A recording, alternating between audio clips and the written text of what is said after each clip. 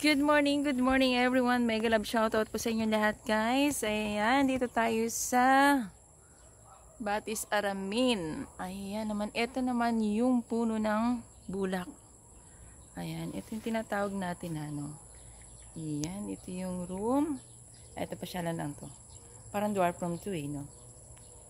Napakagandang pagmasdan. Ayan.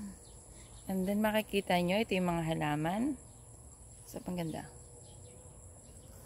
Paka-relaxing ng paligid dito.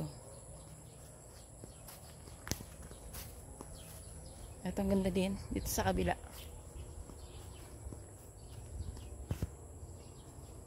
Ayan. Ganda.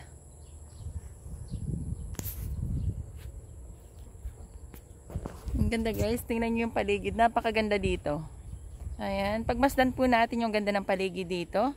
Ayan, tingnan niyo yung kapaligiran.